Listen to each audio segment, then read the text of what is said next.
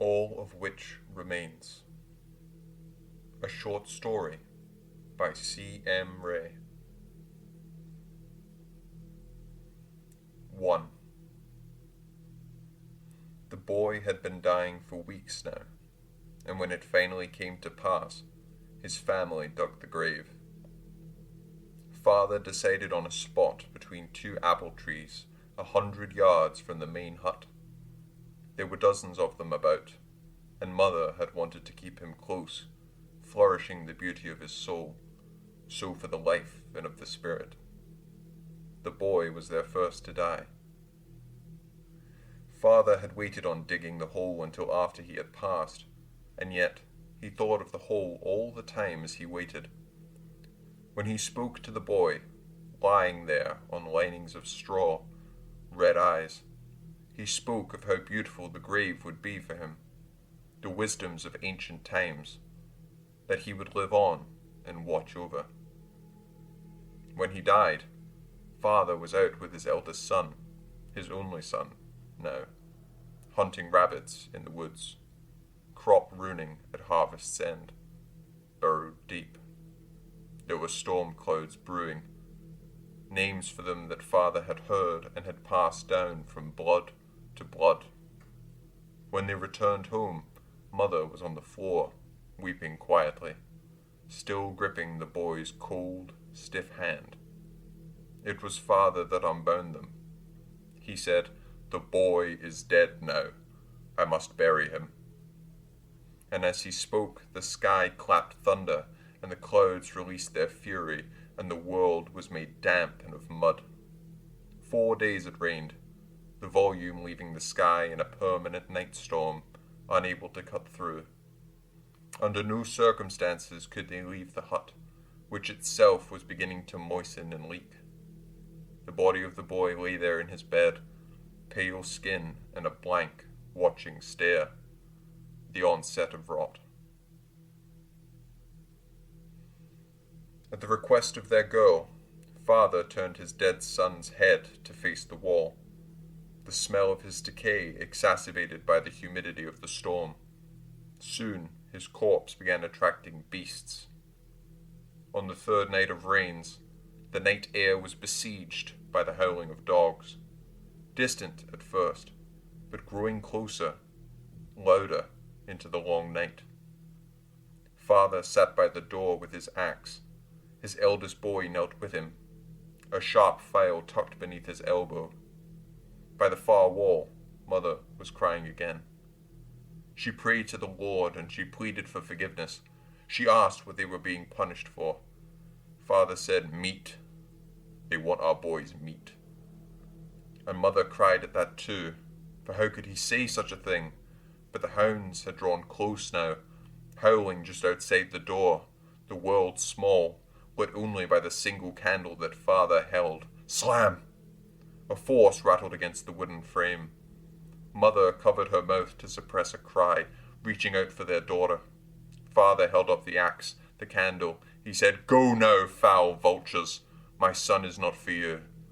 And the beasts cried. Thunder spliced the sky in a tremendous roar, and, when it subsided, they could hear nothing from beyond the walls. It dried up 2 days afterwards. By then, the last of the rabbit meat had been skinned and boiled, and hunger was setting in. His dead son was still decaying, his skin bleaching alabaster, flies roaming in sockets. When it stopped raining, Father stood by the door and looked out over their small arable settlement. The rain clogged the earth so gluttonously that it sat atop the mud as far as he could see. Mother stood behind him. She said, "This land is cursing us. It wants our boy in the dirt." And Father nodded grimly, knotting his fingers against a loose strand in his garments. He said, "It is still too wet to bury him. The earth is too soft. I will keep him in the store.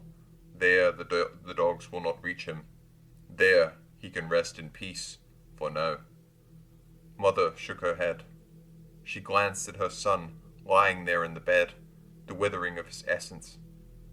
She said, We have stayed too long here. And he looked at her, shaking his head.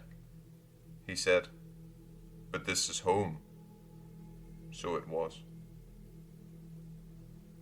It took the strength of father and eldest boy to lift the body out and down the steps of the main hut, wading the waterlogged dirt, so thick and deep that the brown kissed their ankles and threatened to dye them. The straw was empty from the harvest. What had been stored had been eaten, and they laid him down in the straw. Inside, the light was dim. Wood panels on the door, cut to size, had warped over their 4 summers, so that the thin strips of light poked through. The eldest boy, watching his father, positioned his brother's arms and legs just so. It was how he had seen his own siblings rested. They left the store in darkness, bound shut by rope. Mother stood on the front step, her arms around their girl. She said, "It is not right to keep him like this." And father, watching the movements of the creatures at his feet in the newfound swamp outside his home, said, "We have no choice. I will bury him when the earth dries. What else would you have me do?" And he carried on inside the hut, and a fire was started with the last of the good wood. Father suppressing the burgeoning hunger in him, in all of them, by tending the flames, watching its orange flicker, thinking on the condition of the boy, his dead boy, and of his resting place under the apple trees.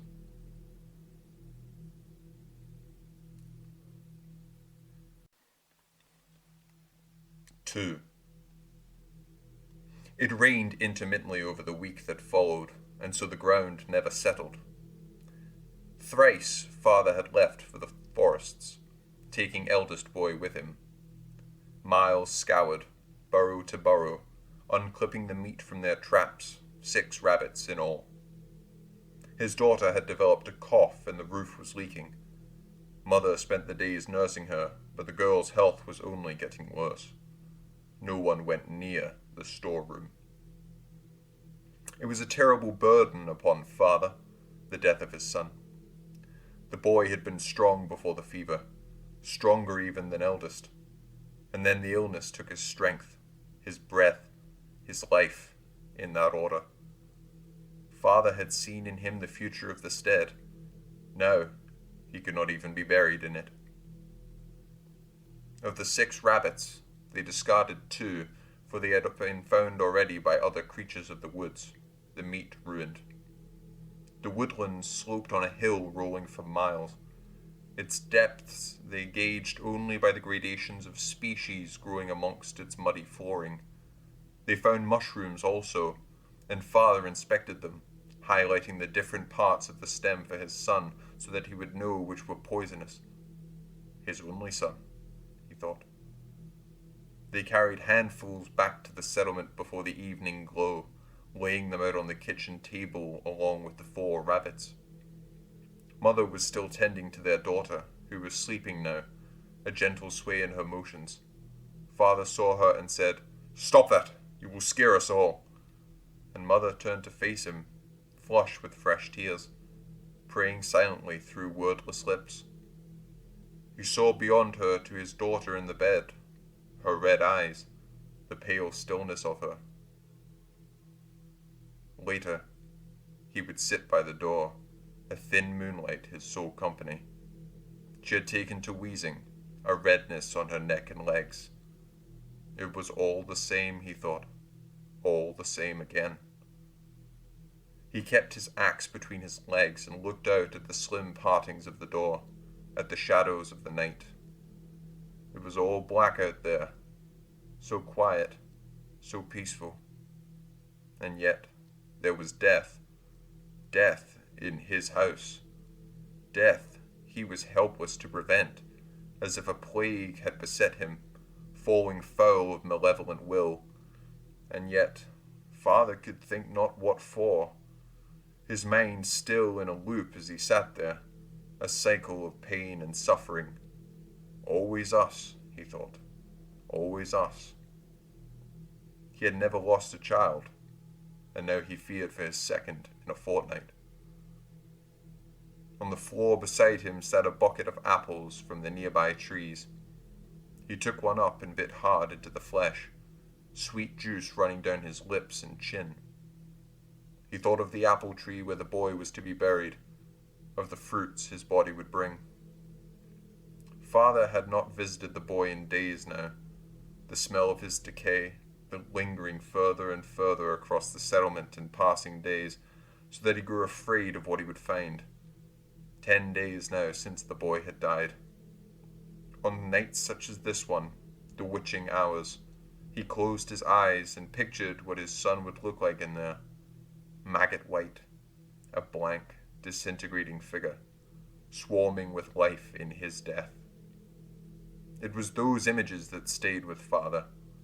Soon he would forget his son, the boy he knew, the boy that had lived and worked with him, the young man molded in his image.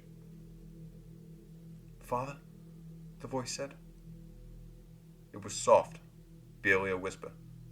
Eldest boy crouched beside him, Father turning on his pail to look at him. "Let me," he said, pointing to the seat.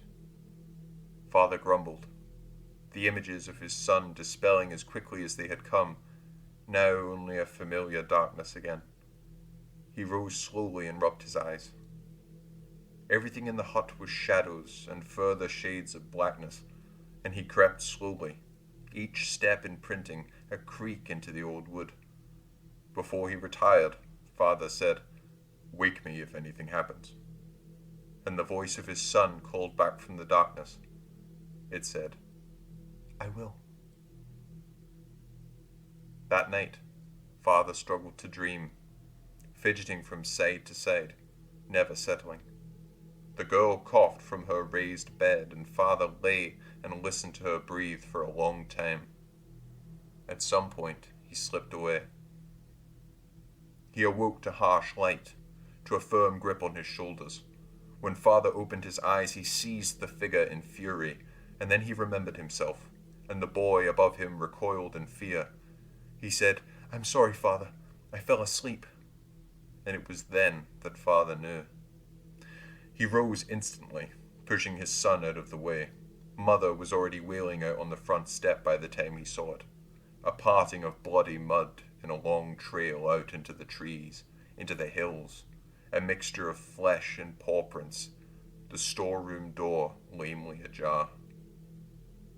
Father just stood there as Mother screamed. He thought, "Any minute now I'll wake up. The day will shake me and the nightmare will end. This is a dream. A terrible, terrible dream." 3. Within the hour he was deep amongst the hills, the trail of mud drying on the slopes, alone on the hunt. He had ordered eldest boy to stay at the settlement. There was danger he hadn't expected, the hounds for one. Over their 4 summers they had seldom been so bold as to have wandered near the settlement, let alone break into the storeroom. It was the land, he could hear her saying, whispering in his ear for months now. "The harvest is failing. The land is rejecting us." And yet they had stayed by his will. Father found the first of his son randomly amongst a cluster of fallen leaves. It was his arm, skinless, gnawed like a chicken leg, loose tendons like piano wire, reaching out to a disconnected part of himself. Father took his time picking it up, handling the limb with cloth. A pale thing, like a splintered club now that he held it in his grip.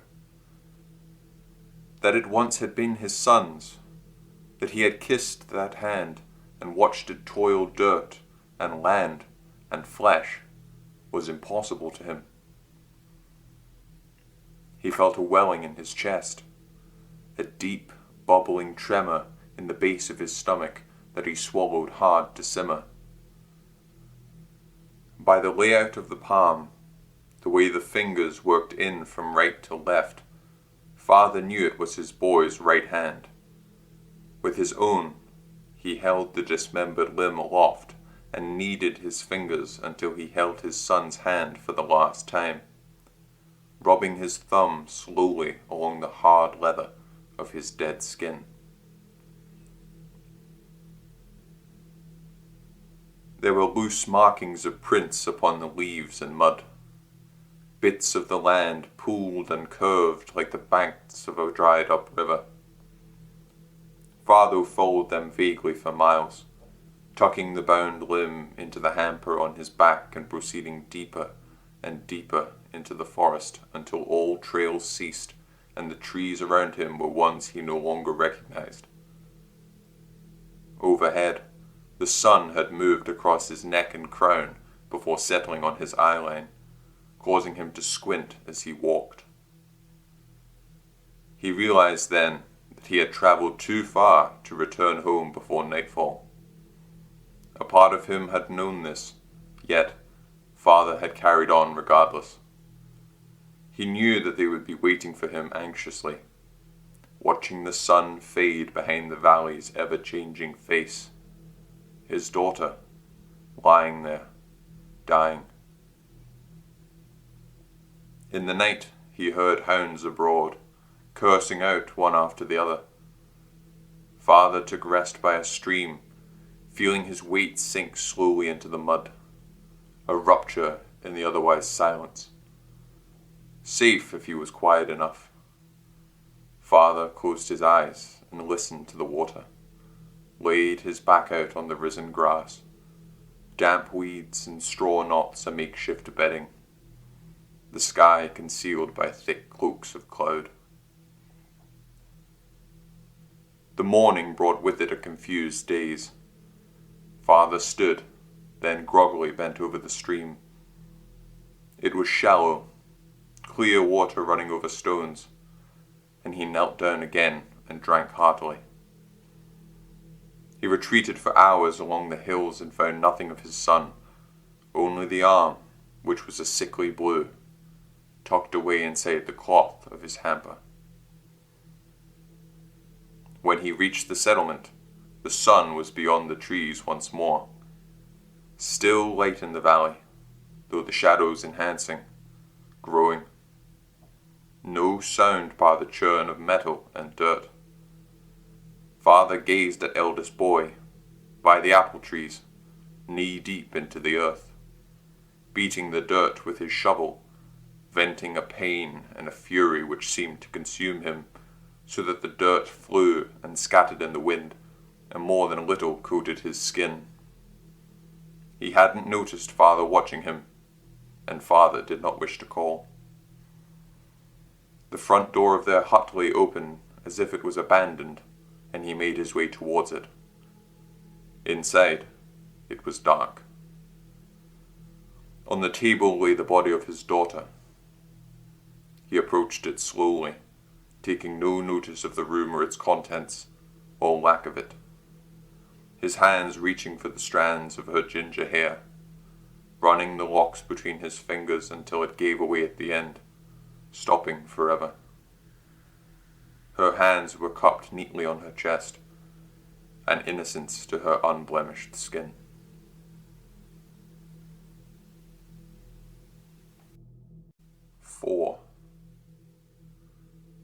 His eldest son was still digging in the moonlight when Father came to him holding a candle.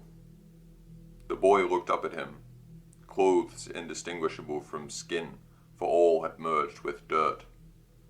He said, "Mother has left us. She cursed the land and never stayed to pray. She has deserted us." And Father looked at him, and he laid the candle down on one of the mounds of dirt, and he knelt to offer him his hand. In the night they heard terrible screams. The bodies of his daughter and what was left of his son were laid out on the table. The two of them sat around, boy and man, man and man, each consumed by thoughts of their own destiny, listening to the wails of the night. It was a familiar voice, the barking of vicious beasts and the quiet, that terrible quiet. Eldest boy looked at his father, whose eyes had fallen to the planks lining the floor of the hut, his hand involuntarily clenching and releasing. And then he looked at the bodies, and then it was day, and his only son shook him awake and pointed to the sky above the hills where the birds were circling. The slopes had dried. As they ascended, they watched out through the trees for any sign of the birds, veering east or north to match them so that they were always underneath, always approaching. It was a horrific sight. Eldest boy noticed the leaves first, stained red, parts of him everywhere, loose bits of limb, devoured bone. The maggots had found him before the birds did, his sockets white and wriggling, as was his mouth, so young his brother, stretched open in a pose of abject terror, skinless and clean in portions where they had picked him dry. The boy could not help but vomit. The stench alone was enough to overwhelm them, father grasping a tree for strength, half expecting to find his wife and cruelly relieved at the sight before him, his son defaced and torn by nature. When they could stand the sight of him, father said, "This is not how we leave our own. You must help me lift him back to be buried." An eldest boy, his only son, his only child now, looked again at his brother, a deep trembling in him that made his eyes shake. He nodded, turning to face him, his voice light. He said, I will help you."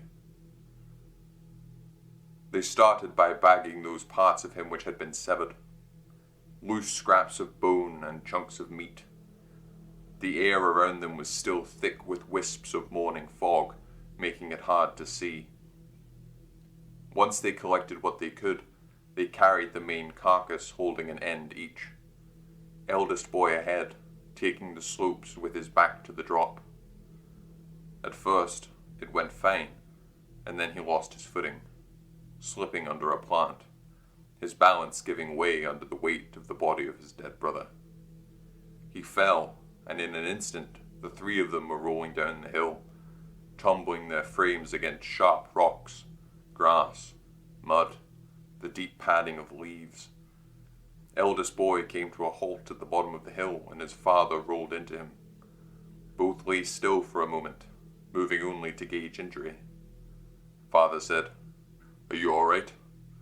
And the boy groaned. He said, "Yes." They rose slowly and looked back up the hill. Their bodies had erupted a concealed mudslide which had made climbing back up impossible. The boy's corpse lodged some 30 feet up, half buried in the dirt, face down. Father and son gazing up at him, his composure missing, father thought, the way he was bent forward.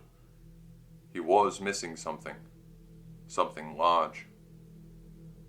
Father scanned the slopes again, wide-eyed. The eldest boy looked to his feet and screamed. Maggot white. It had come off in the fall. Father bit his lip before taking his son's skull into his hands, wrapping it tightly to the knot. His son was looking up at his brother's torso, still caught up on the slope. He said, "What are we going to do?" Squirming and moving, alive in his son's death, thriving as the birds and the dogs. "What are we going to do, Father?" The boy was looking at him. Father gazed up at the remains of his son, so close, so out of reach, the bag in his hands. He said, "Leave it." 5. Mother was waiting for them in the hut when they returned. A fire blossomed in the corner wall beside the table where daughter lay. Ointments and creams and flowers. There was the hand, too. Neither of them acknowledged her as they entered, though it was hard to ignore the bandages. Stained red cloth wrapped around her shoulders and stomach and legs and hands. She wobbled as she moved. Only now, father knew, it was the source of genuine pain. For a brief moment, the two of them looked at one another, both of their eyes drawn to the bags he carried about his shoulders, the faint sound of gentle movement. He said, "It is time to bury our children." She followed behind them as they carried her out to the grave. The son they lay in his bags on top. Outside, it was dry, the wind light but cold, brisk. The three of them standing beside the hole, the bodies of their youth so delicately placed, not needing more than to bear witness, father cleared his throat. He said, "We have lost our future, and it is either God or our land who is to blame, one and the same." By the afternoon, bleeding of the sun, they were buried. Afterwards, the family returned to their hovel, and the night cast itself upon the settlement, upon the whole world. The dogs howled on the slopes, and the birds sang cries of terror and of love. For the first time in a long time, father slept long and fully, his rest untamed and deep, lost in the distant realms of fantasy, abstractions of old memories and lost loved ones. There were his children, his wonderful children, rotting now under the apple tree. It took him a while to rouse in the morning. By then, the eldest boy was 6 hours gone with what little he could carry. Father's axe, always resting beside his bed, was nowhere to be found. Nor were the knives, half of the apples, or the boy's blanket. Mother was sitting on the front step of the hut, door open, looking out into the frosted tips of the morning. Father stood, but he was unsteady, taking to his feet and settling down awkwardly, defeatedly beside her. She looked over at him, reading his expression plainly. Father said, "The boy is gone." Mother nodded. She held a cup in her hand, lifting it up as she gazed out towards the apple tree. Rising to drink, but father's hand came firm upon her wrist and sent its contents flying across the muddy, abandoned lot that was their home.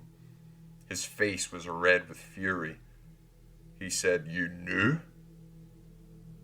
There was a shimmer in her eyes, a fear that suddenly hardened into something stronger, her flat expression returning. She said, "He was afraid of getting sick." They looked at each other. Then, after a time, father rose and set his day on the settlement as it had never been for him, alone. The first thing he did was walk the fields, assessing the damage the water had caused his stillborn crop and the bare soil yet to be used.